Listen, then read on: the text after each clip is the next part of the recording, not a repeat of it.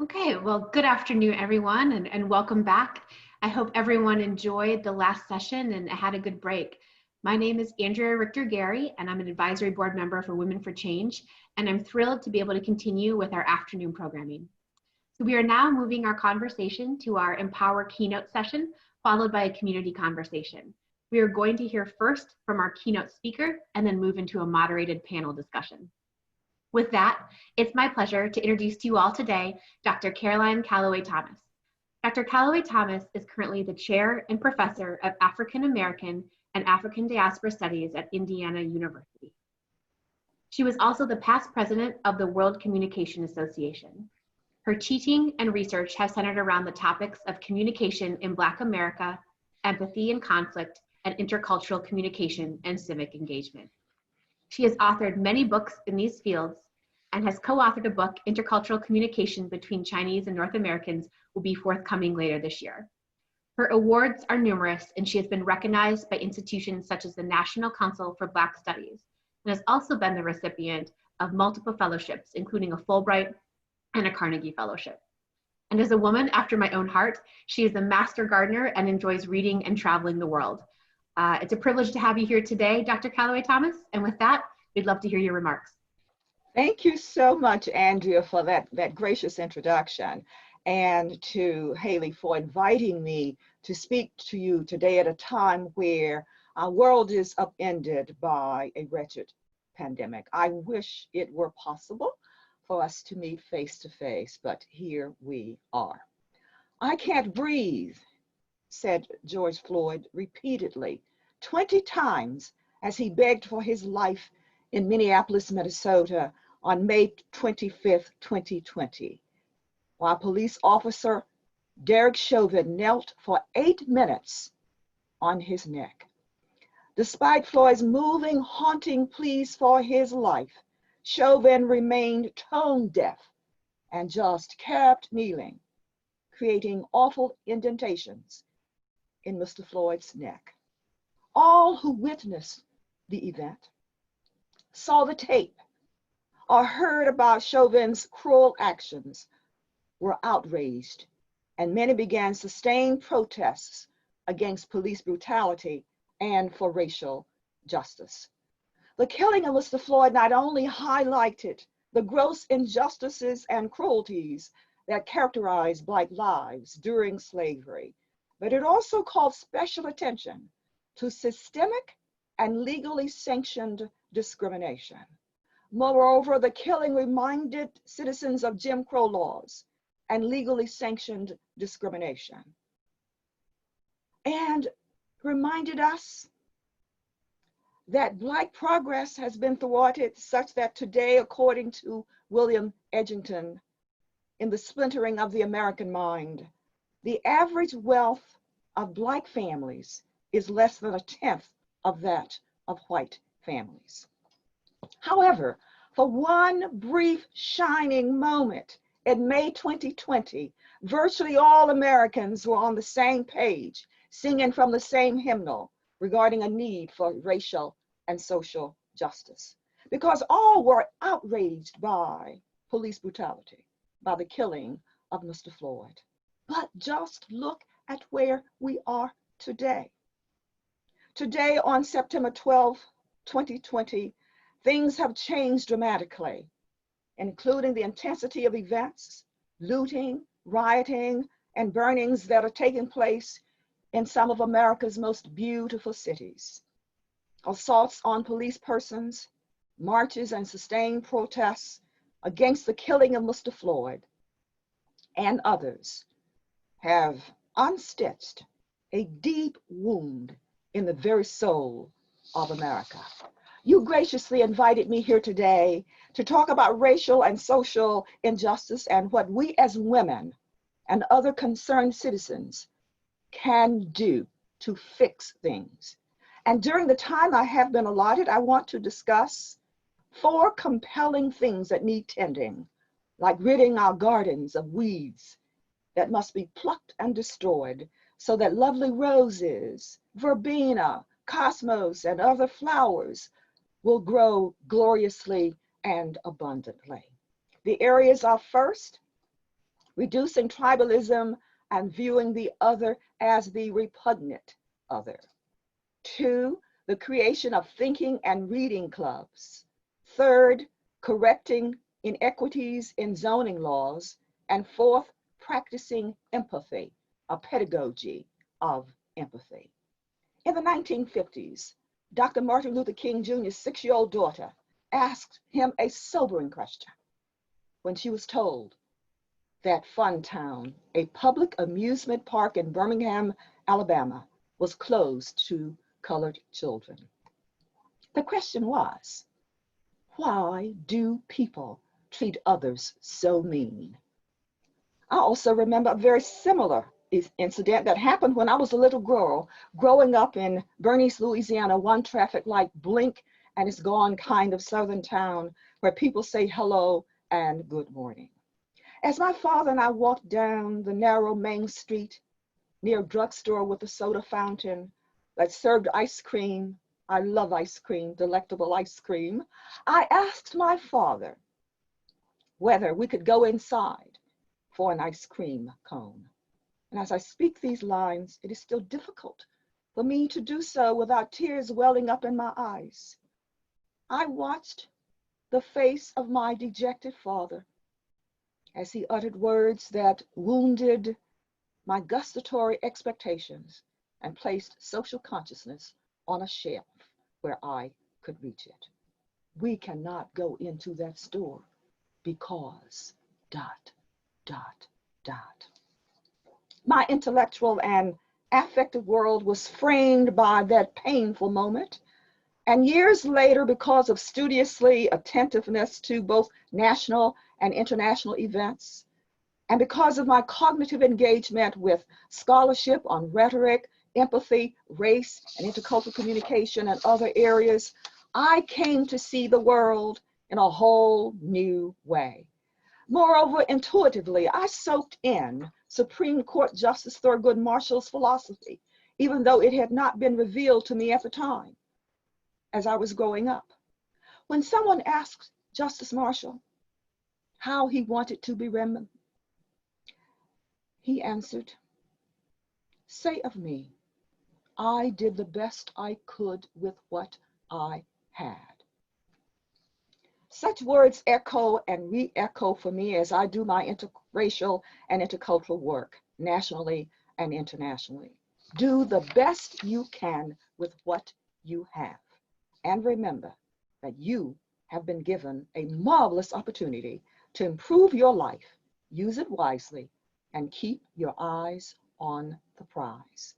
Unfortunately, not everyone imbibed such words from the milk of their mother's breasts as you and I did, because there is still injustice in the land, in spite of the many gains Blacks have made from having a first Black president, senators, heads of civic organizations and clubs, presidents of colleges, deans, chairs, and the like. Sadly, today many folks, to use Dr. King's words, are languished in the corners of American society. We find, for example, according to Ibram Kendi in the popular book, Stamped from the Beginning, The Definitive History of Racist Ideas in America, African Americans own only 2.7% of the nation's wealth and make up 40% of the incarcerated population. Richard Reeves in Dream Hoarders, How the American Upper Middle Class is Leaving Everyone Else in the Dust, Why That Is a Problem and What to Do About It, argues forcefully. Class barriers have risen in 5 areas in particular: economic fortunes, educational attainment, family formation, geography, and in terms of health and life expectancy. Like Reeves, I believe that lots of disparities exist based on class, but are exacerbated by race, because comparatively, so many Blacks are poor. I could go on and on with a litany of woes that many of us are all too familiar, but I want, because I am dedicated to the proposition that we can eliminate racial and social injustice. income inequality, and the robbing of brilliant Black minds, so many of which are stymied from the beginning, such that too many Black children stand very little chance of succeeding beautifully in this country. I am so delighted that you are keen to make the world better and give those who are languishing in the corners of American society an opportunity to come to the foreground, to become richly educated, live in decent housing, and have a chance to gaze upon gorgeous spots of ground beyond their fenced-in spaces and places, including Frederick Douglass's home, Lake Como in Italy, Cape Town in South Africa, and Dakar in Senegal. I am talking about a lifestyle that is full of joy, ecstasy, and fulfillment. I'm talking about the opportunity to free Black families from the burdens and vicissitudes of life, such that virtually every waking moment of their lives is not focused on whether they will have enough to eat or whether their children will get a decent education.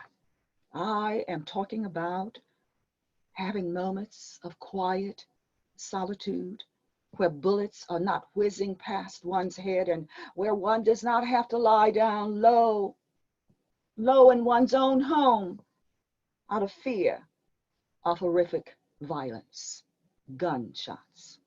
Crucially, I am concerned about the kind of radical change that Thomas Clarkson taught and walked into existence. In 1785, at Cambridge University, after Clarkson had written a Greek-Latin essay with the title, "Is It Lawful to Make Slaves of Others Against Their Will?" Clarkson won the prize. But thereafter, it was neither the prize nor the thought of becoming a clergyman that wholly engrossed his thoughts.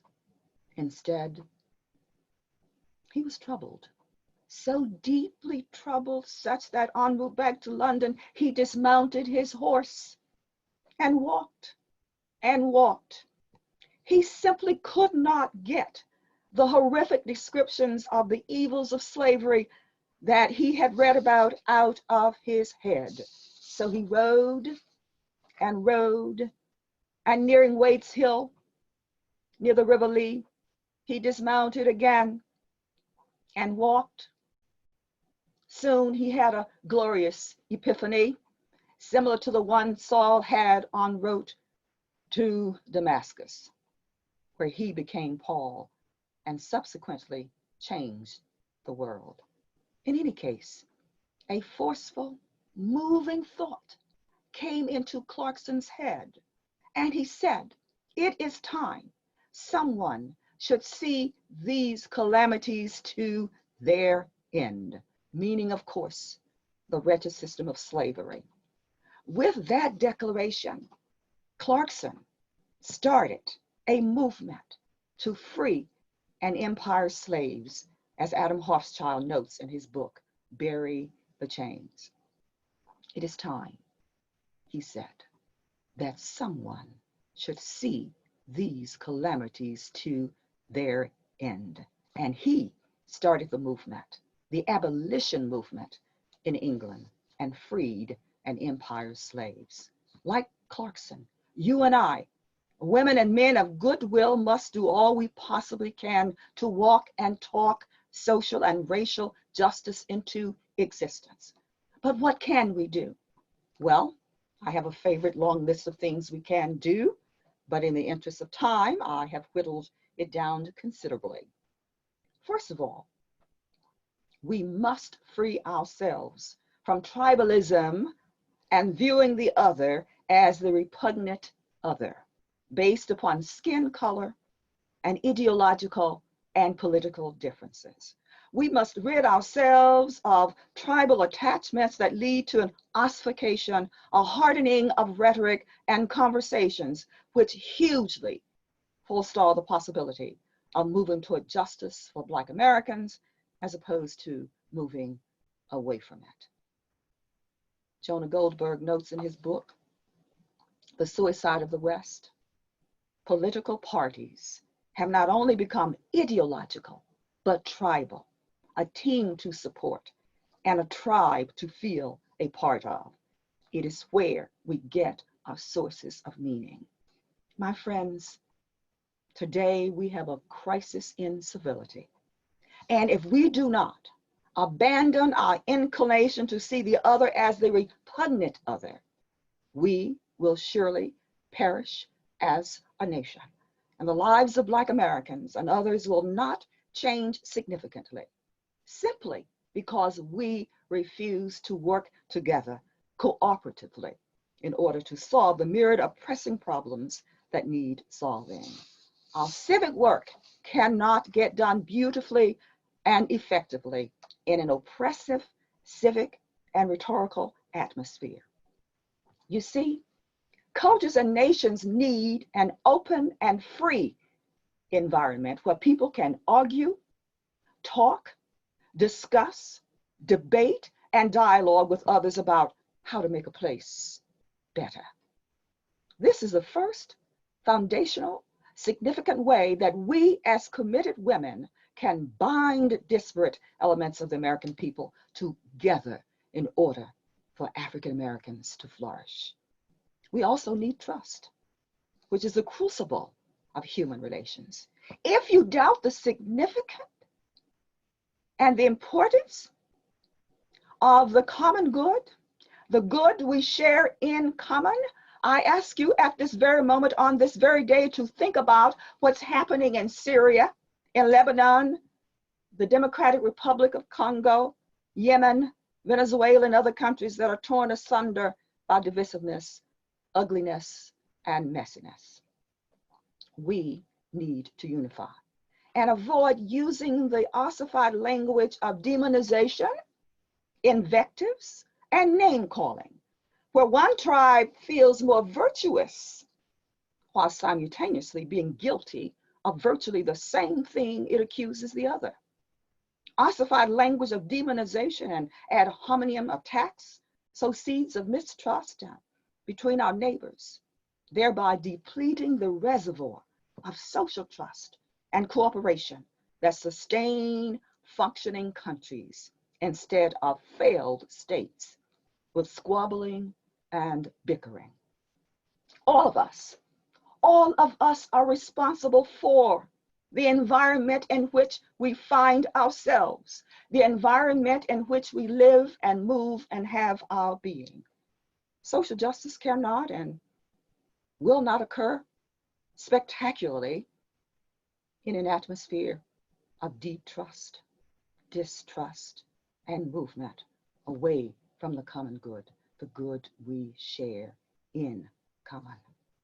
Second, we need to institutionalize reading and thinking clubs throughout our neighborhoods in the state of Indiana, in Indianapolis, in Bloomington, and the country, using the social, economic, intellectual, symbolic, and cultural capital of schools, universities, sororities and fraternities, churches, synagogues, and mosques. Research indicates compellingly that reading and thinking are at the very heart of success, as Freeman Horobowski insists. If we can get a child to read and think, we can teach him or her to do the math. This is a glorious way to help ensure racial justice and equality in America. George Packer, writing in The Atlantic, reminds us in recent decades, the system has hardened into a new class structure in which professionals pass on their money, their connections, ambitions, and work ethic to their children, while less educated families fall further behind with little chance of seeing their children move up. Thomas Piketty, in his big, bold book, Capital in the 21st Century, 685 thickly textured pages, which I tried to read from cover to cover, but failed. He says virtually the same thing. when he observes that so much of our wealth comes from capital gains and not from labor. So much of our wealth comes from capital gains and not from labor. This means that folks who are poor, who are born poor, are likely to die poor unless we, as women, thousands strong, get going robustly and do the hard-nosed, deeply rooted, persistent, and diligent work that is needed for racial justice. Third, we need to tackle zoning laws that separate the haves from the have-nots. Reeves writes, the physical separation of the poor tends to grab most of the attention of policymakers, and there is strong evidence for the damaging impact on life's chances of living in these neighborhoods. But, he says, the deepest geographical divides are opening up toward the top of the distribution. It is the affluent who are increasingly segregated. At this moment, we have occurring in the United States of America what sociologists refer to as assortative mating and marriage. Assortative mating and marriage. Doctors are marrying doctors. Lawyers are marrying lawyers. Lawyers are marrying journalists. And journalists are marrying television executives and so on. When I was growing up as a young girl, nurses married doctors and truck drivers married school teachers and all lived next door to each other. Now that women can become doctors, increasingly we find that doctors are marrying doctors. But why should we care? Why does it matter? I'm glad you asked. We should care because wealth follows wealth. Resources, education, and life chances follow neighborhoods. Once upon a time, again, as I said, when a nurse from a working class family married a doctor, the life chances of her family also changed dramatically and economically. Of course, we're free to marry and associate with whomever we please. I am married to a PhD clinical psychologist, but I am simply pointing out that ideas have consequences and that so many separate neighborhoods reduce the life chances of too many Black Americans and prevent racial and social justice from happening.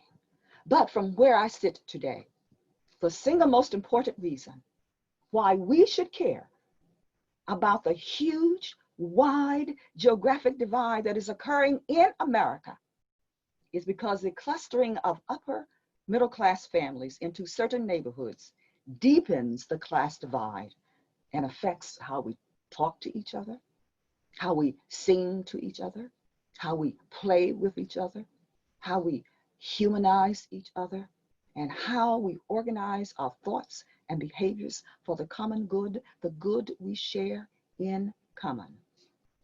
Fourth and finally, we need to practice empathy. We need to stretch our imagination so that we can, as Zyzia Berlin says in The Crooked Timber of Humanity, imagine what it is like to live by someone else's light. With a sufficient effort of imagination, we can try to inhabit and understand positions that aren't our own and the points of view of people who aren't us. With a sufficient effort of imagination, we can understand what it must be like to be Black in America and why Black lives matter. In my book, Empathy in the Global World, an Intercultural Perspective, and other writings, I have called for a pedagogy of empathy. By a pedagogy of empathy, I mean knowledge and information-based skills that help citizens respond to and manage civic encounters caringly and competently in the interests of racial and social justice. The metaphysics of morals. Immanuel Kant wrote, humanity itself is a dignity, and we are under obligation to acknowledge in a practical way the dignity of humanity in every other man, and I add woman. Part of empathy's work, then, is to knit together human and cultural elements of both the near and the distant, so that we will care about other people, even if they are a city or town, a country block away. Human life and social justice rest upon kindnesses, goodwill, and concord bound together. At the end of Onanga, after advising his brother Novartis that life is too short to waste it being angry, and after admonishing Novartis that we should concentrate our empathetic impulse on virtue alone, Seneca writes one of the most moving comments in the annals of cultural history that should serve as a guide for universal respect and social justice. At any moment now, we shall spit forth this life of ours. In the meantime, while we still draw breath, while we still remain among human beings, let us cultivate humanity. Thank you. Thank you again for being here and for those thought-provoking words. We're very appreciative. I'd like to now invite our other panelists to join Dr. Calloway Thomas on the virtual stage so we can begin the community conversation. First, I'd like to introduce our moderator, Adrienne Slash. By day, Adrienne is a human resource professional at Community Health Network, and she devotes the rest of her time to being a community resource and advocate across a span of organizations. She is currently the president of the Exchange at the Indianapolis Urban League and the chairwoman of the Indiana Civil Rights Commission. She has been awarded numerous distinctions, including IBJ's 40 Under 40, a United Way 100 Heroes, and the National Urban League Young Professionals Hero in the Movement.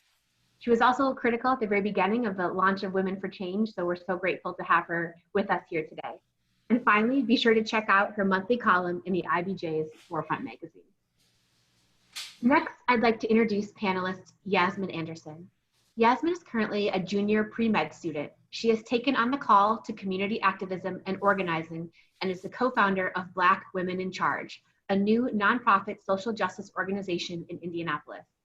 The group relentlessly advocates for racial justice and against police brutality. Over the summer, their successful efforts accomplished the implementation of body camera usage for IMPD and reforms of their use of force policy. If you don't already follow this group on social media, please pick up your phones and do so now. I highly recommend. So thank you for joining Yasmin. And finally, it's my pleasure to introduce Karen Freeman Wilson. Karen currently serves as the president and CEO of the Chicago Urban League. And in this role and throughout her entire career, she has brought a tireless passion for equity and social justice to advance progress for African Americans through direct service and advocacy. Karen has been a lifelong public servant. Previously, she was presiding judge on the Gary City Court, director of the Indiana Civil Rights Commission, and the Indiana Attorney General. Most recently, she served as mayor to her hometown of Gary, Indiana from 2012 to 2019, where her accomplishments included job creation, economic development of key areas, and connecting Gary to the world. I had the pleasure of traveling with her on a state trip to Canada and got to witness how she strengthened these international ties. Finally, Karen has a high profile on the national stage as a past president of the National League of Cities and past chair of the Criminal and Social Justice Committee of the Conference of U.S. Mayors. So thank you all for being here today. And with that, I'd like to turn it over to Adrienne. Thank you so much, Andrea. And we're glad to be here. We're going to try to have a fruitful conversation. And to my panelists, I'll be looking for your eye contact.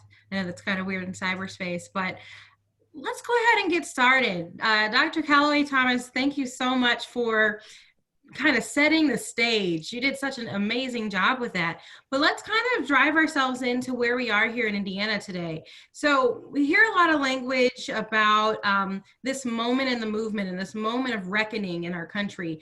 How are we seeing that play out here in Indiana? Who'd like to take a stab at that first? I could take a stab at it. I think that the largest benefactor that we've had on our side, not just as an organization with Black Women in Charge, but even personally getting the opportunity to dive into activism as a whole, which I'd never done before, is definitely in part because of the timing of coronavirus, as well as the timing, well, I guess coronavirus giving us the time to take a step back and actually recognize what's going on in the world and outside of ourselves. Because if it weren't for the virus, I would not have even have been home to be with people to recognize what was going on. I really can't say that I would have looked up very long.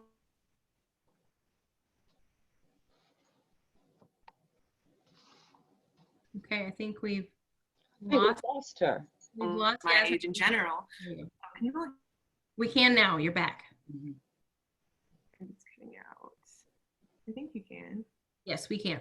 Oh, okay. My connection was out. Sorry. Okay.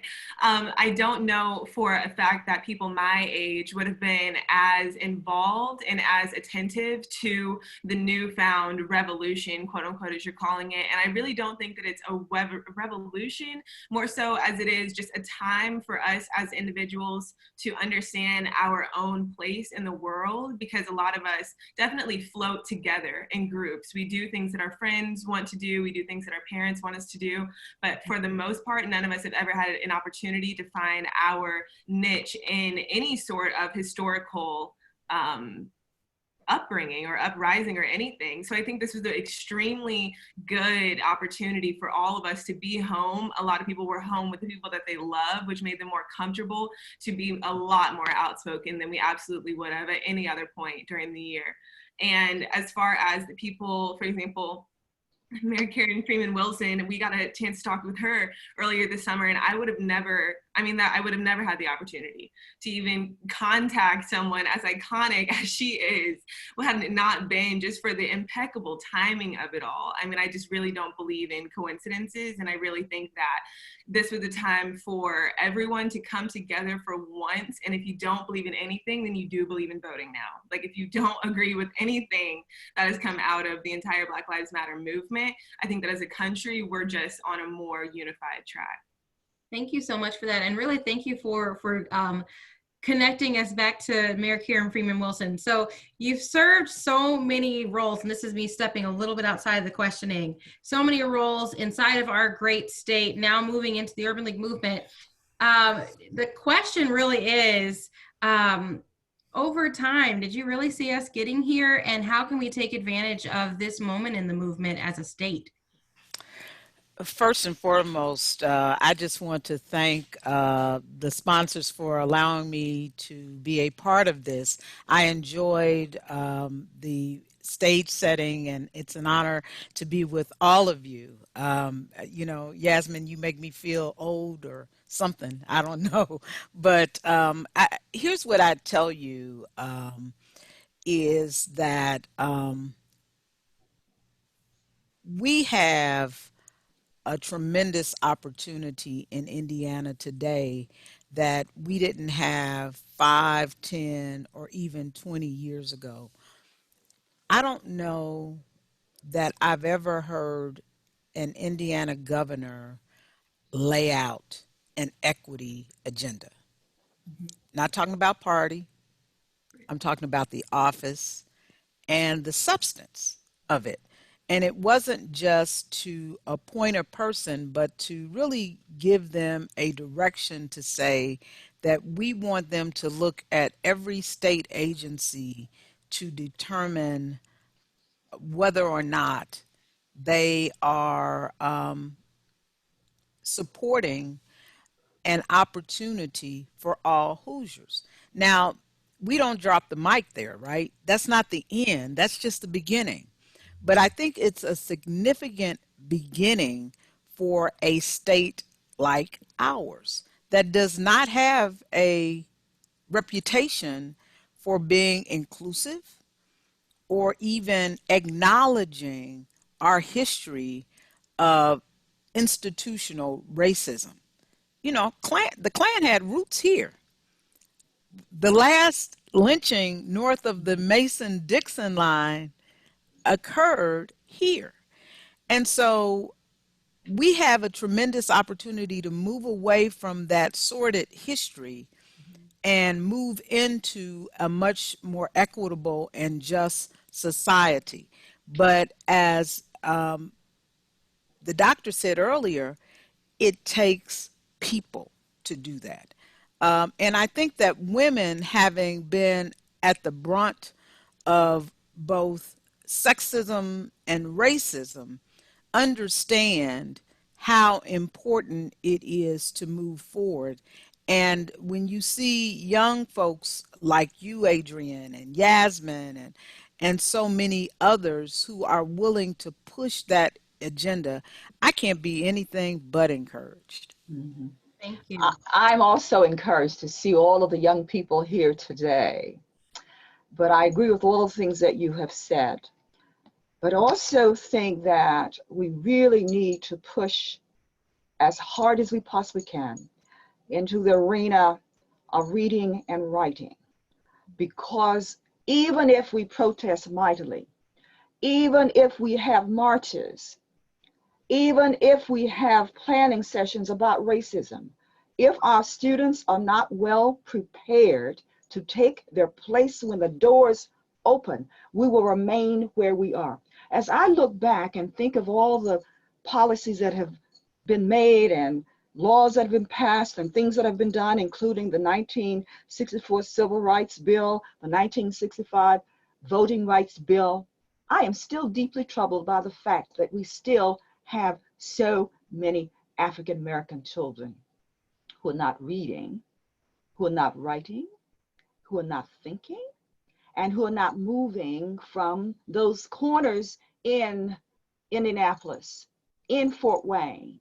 And I think we have to be very, very careful to ensure that the progress we're making does not adhere to individuals who are already progressing. Us, we're doing pretty well, all of us. And so I would like to see our energies and our focus be placed on those little children in elementary school. And I'll say this quickly, and this might parallel Indiana. I come from Louisiana, and where I'm from, in Northeast Louisiana, all of the schools for the most part are segregated. Why is it that we don't talk about the segregation that is occurring in our country? We act as if it's not occurring. So my money is on the young children in elementary and secondary schools. Thank you. That helps. Oh, sorry, Dr. Thomas, it's actually crazy that you say that. I did not know that you were from there, and I'm in my apartment in New Orleans, Louisiana, right now. Oh, really? I go to Xavier University of Louisiana. I have a niece who graduated from Xavier. Thank you so much. And the educational system here, as you're saying, is completely different from anything that I've ever seen. The blatant segregation that they have within their communities is definitely something that I'm still not used to, even in my third year. I went to Brebeuf Jesuit in Indianapolis. If you all know the social climate there, it's a little bit more liberal in terms of Catholicism, but definitely here, the covert racism as a whole within the South is so much less. And I would say that it's just a very explicit sort of bias that they have toward basically anyone that you meet, and it's definitely accepted even within the higher rankings of their government as a whole. And I really have been trying to understand, is there even an impact for Black women in charge to make as a whole in the educational front of Louisiana? And so far I have not been able to find where a gap can be closed. You see all of the gaps and you see them so clearly, but I've not been able to figure out where to even begin to pinpoint to close them, because the higher ups, quote unquote, of the government here, as you were saying, never want them closed. It's not a priority. And I think that it's extremely disheartening just to see the amount of money that you have to put into your children for them to even have a slight option of a chance in education, especially here. In Indiana, I know that we don't have a great or impeccable education system, but we definitely have an option, or they at least give you the semblance of an option. But here, I mean, it's destitute. I don't know. Yeah. And that's why I invite everyone, if you would get Richard Reeves' book, Hoarding the American Dream. I should have written that book, because in that book, he demonstrates convincingly and compellingly that part of the difficulty that we're encountering in the United States of America, in Indiana, in Bloomington, and throughout, comes from the fact that some middle-class people hoard the dream. They make sure that their children go to the best schools. They make certain that they take their children to Europe. They make certain that their children get internships. And how many African American children can afford to have unpaid internships? And so there is this clustering, this accommodation, this passing on of the skill sets to people within their own tribe. And yet, some of these people look and behave as if the problem is with some poor whites. Mm-hmm. The deeply rooted problem is with the middle class, the ruling class, those individuals who have an opportunity when they have political, social, and educational power to make things happen, and they don't happen. And at the same time that some people are speaking against the idea of allowing their children to go to any school they want to go, you find lots of high school teachers who will not send their own children to the schools. But you see where the problem resides. I mean, it's multifaceted, it's complex and various, but I do think those people who have the ability to make change should make it happen. And in one fell swoop, we could change things if we change the zoning laws. One quick statistic too on education, we don't have to talk about it for very long, but it was one that I would say struck me in a way that I've never felt connected to any other African-American students in America before.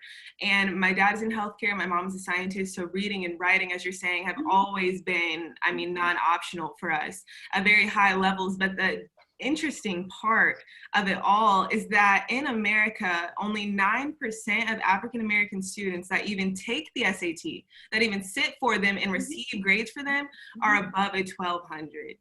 And when I heard that number, I wasn't really sure where to go with it, because initially, I mean, that literally means that we are the bottom of the absolute barrel as far as education of any minority group. I don't really even think that at this point it's a racism or minority issue. I think that literally as a whole, we are failing each other. We are failing our own education systems, and the parents more than anything are failing their children for generations to come, because nothing that should be of priority is of blatant priority in the African-American household, which is for a number of reasons. A lot of them are systematic, but I don't know where to start with that. But that statistic as a whole was horrifying, absolutely horrifying. You know, one of the issues, and it's really a powerful, compelling issue, is the extent to which we as leaders, teachers, professors, civic, socially oriented individuals, the extent to which we are willing to say that there are certain things that lead to success in America. One of them is that you have to finish high school.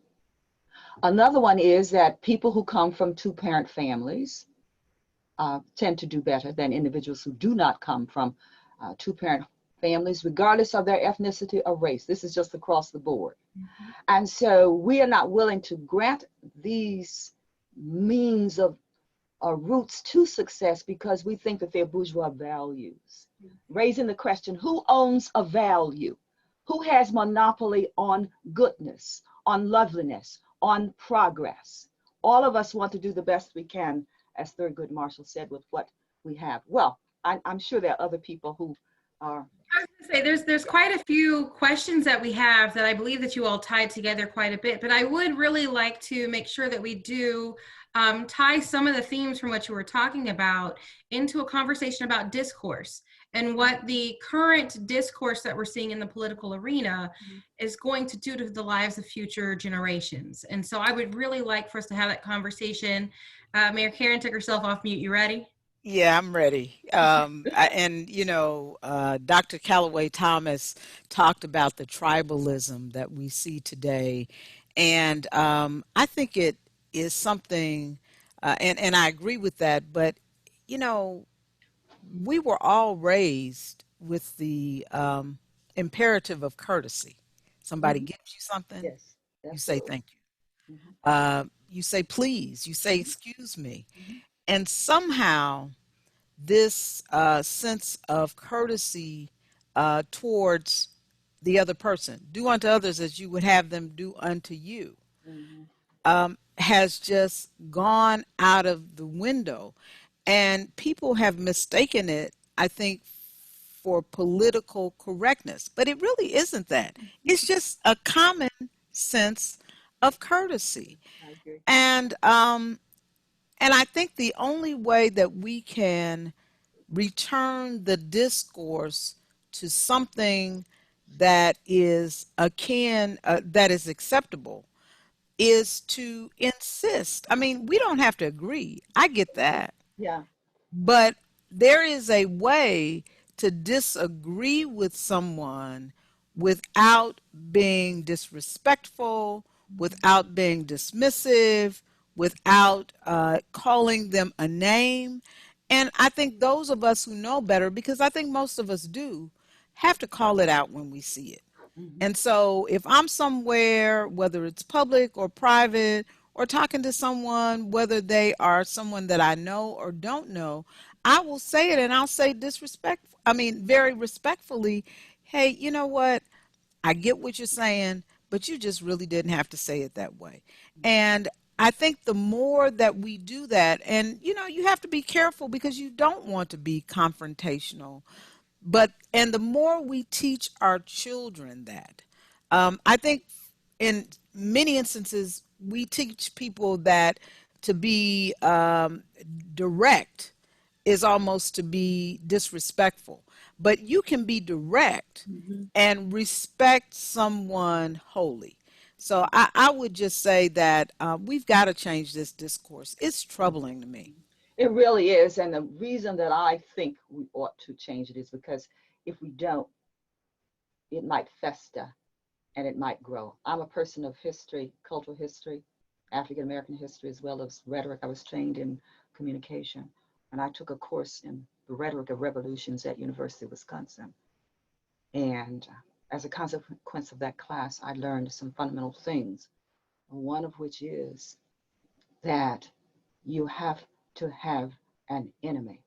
And then you have to demonize the enemy if you want to foment rebellion. And this is what we see going on too often in America. And I shudder when I think of where a hardening, I call it the ossification of rhetoric, where it can take us. And I think all of us know that Nazi Germany occurred primarily because of the hardening of rhetoric. Rwanda occurred because the Hutus redefined the Tutsis as cockroaches. And that was one of the fundamental reasons why that suicide, genocide occurred in Rwanda, is because of that one word, cockroach. And I think all of us know that there's an abundance of ugly, terrible terms that people use to call each other. Democrats use it, Republicans use it, most people. And I'm with you, Karen. I tend to stop people because I was a debater in college. And one of the things I learned is you don't address a person in an indecent fashion. And I learned that, of course, growing up as a young girl in Bernice. But you go to the argument, you go to the idea, and you don't go to the person and demonize the person. That's a very good way of indicating that you don't have a sense of how words work and how you can argue from, propositional contents and to conclusions. So I think that we should stop them. And one of the questions that I use that my husband gave me as a clinical psychologist, he said, when people are making charges against other people, you can just simply say, how is that? How is that? And you call them to task, and it's amazing what can happen with that very question. How's that? And I do not participate in the demonization of other people. I just don't do it.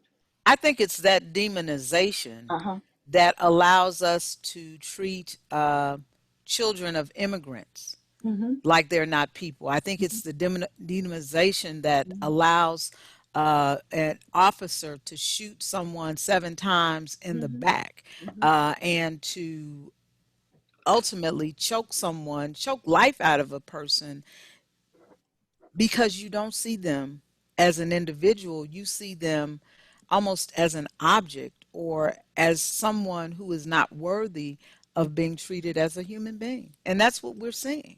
And that's very crucial, because if we look at how we talk our way from calling people bad, ugly, twisted, wretched names to genocide, we first start with what Gordon Allport refers to anti-locution.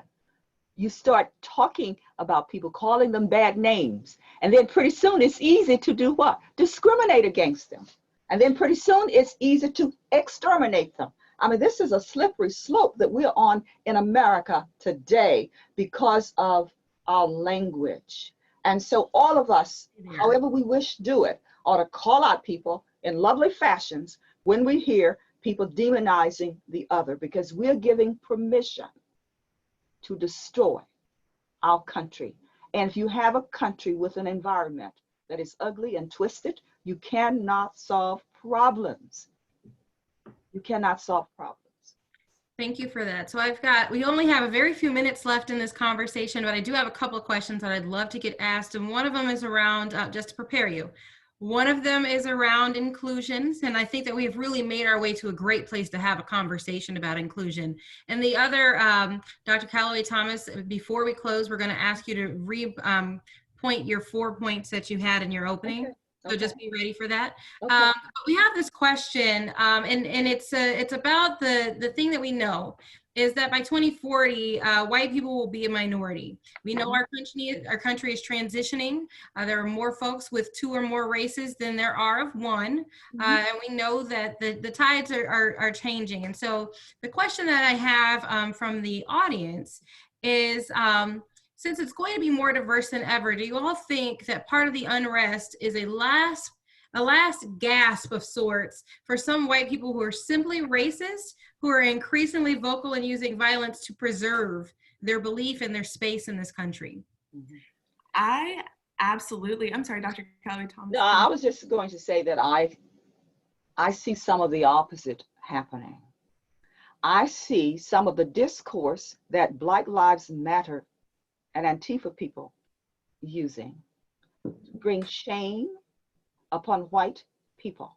And so pretty soon, from my analysis, it is going to be possible for white students to feel such utter disgust with themselves as human beings that they will begin to feel inferior as opposed to feeling superior. It's an extraordinarily vibrant and interesting kind of dynamic to see what's going on into the language. And again, we tend to look at people who are rural individuals as opposed to people who are from the middle class, who have the capital, intellectual, etc. necessary. So I take a different position on that.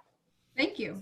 And I agree with you completely on that, because just in terms of my generation, or I guess the difference that I see between Caucasians in my generations and Caucasians, let's say in my parents' generations, is that they really don't have an interest in superiority anymore. I can't say that at any point really in school, and I have been to school with the upper class white Americans as a whole that would usually be in the oppressive group, but they really don't have an interest anymore in superiority. They don't have an interest in overtaking anyone else's freedom. And I think that it's just so beautiful that we could really, and I knew that that's how it was, but I think that this moment in particular, seeing all of my white classmates, for example, out at our demonstrations and things, that would have never happened. And I don't think any generation before this. And I think that it's increasingly, I don't think that by 2040, pure Caucasians as a whole being essentially eradicated is a bad thing. And I don't think that they see that as a bad thing. I think that blending races as a whole is just going to become the norm, and it's going to become, and it's inevitable already. But I just don't think that they're even seeing that as a threat. I think they're seeing that as part of the reality of the situation, and they're welcoming it with open arms. I mean, they embrace our culture first. And I think that now they're seeing that you can't embrace our culture and not embrace our lives and not think that we deserve to live equally as you. And so I see a lot of positive change too, just like Dr. Jasmine, we have to be the question: who owns the means of production? Who will still own the bulk of the wealth in America today? For me, that's I think here's what I would say, and I think that you have a variety of white folks, just like black folks or Latinos aren't monolithic either. And there are certainly white folks who have been um, ginned up, if you will, to understand that they are increasingly in the minority and to believe that as a result of that, there are people taking their jobs. There are people who are living off of the welfare state, and these folks are not white. And so the violence that you see from folks who are empathizers with the president, who are part of militia groups, who are empathizers with white nationalists and hate groups, are reflective of this sense that they are increasingly in the minority, and that and we saw that clearly as the Southern Poverty Law Center tracked folks during the Obama presidency and the growth of hate groups and white nationalists and those who would espouse that view. And so while there are certainly white allies, and we see them every day in communities across the country, in Portland and Seattle and Kenosha and in Indianapolis, all throughout Indiana, and who are marching alongside folks who are chanting Black Lives Matter. We also see folks who are very threatened by the movement, particularly the movement that we see in the corporate arena, to acknowledge the institutional racism that has been pervade there. Thank you so much for adding that in there. I think that there's so much more that we could have in this conversation. There's so many more things to this dialogue. We didn't really get to deeply talk about the zoning laws and issues that Dr. Calloway Thomas talked about. We didn't really get to talk about why it's so important that we add equity to the diversity and inclusion conversation. But one thing that I do think that we were able to get to here is that without equity, there will be no moving of the needle, and we've got to be planning for that to move forward. And so for those of you who still had further questions that we didn't get to today, many apologies. But before we close out and toss it back to Haley and she sends you back to the rest of today's conference, Dr. Calloway Thomas, could you please restate your 4 points from your opening? And then I'm going to ask very brief questions before they take us all away. Okay. The first point is I said we should reduce tribalism and viewing the other as the repugnant other. Number 2, I said we need to create thinking and reading clubs so that we can elevate African American children. Third, we need to correct the inequities in zoning laws. And then fourthly, we need to practice empathy, in particular a pedagogy of empathy, which you may find parts of in my book on empathy. Thank you so much for that. Yeah. And so I just want to ask one brief question before they take our feet away. But one thing that you're excited that's come out of our summer of unrest for each of you, one thing.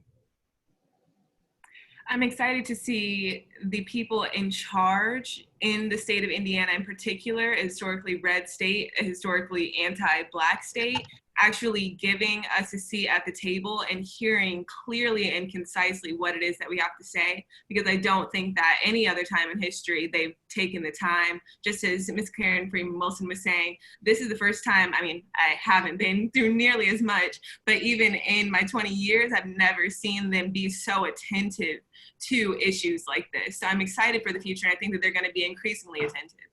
Thank you. I would also say that people seem to be dedicated to the proposition that we're going to eradicate inequities in American society. That is just so marvelous. It has me all buoyed up. So I think that that might give some lie to the fact that we have lots of racism in America. There are lots of decent people in America, and I see that happening. Thank you. You're Karen?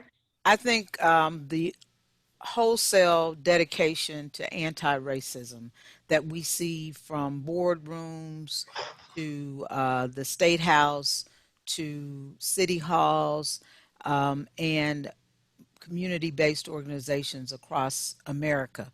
We've been fighting in the Urban League movement for this for a long, long time. But now we have some allies in some very powerful places. I think we can get things done. Thank you. And for me personally, I'm just going to say I'm so glad we're able to have these conversations, have them in mixed company. And I'm going to challenge everyone who's under the sound of our voice and paying attention to this conversation to have this conversation with some mixed company in the near future and move from being an ally and become an accomplice. With that being said, I'm going to toss it to Haley Boer, and thank you to all of our panelists. It's been a great conversation. Thank you so you. much for having me. Shout out to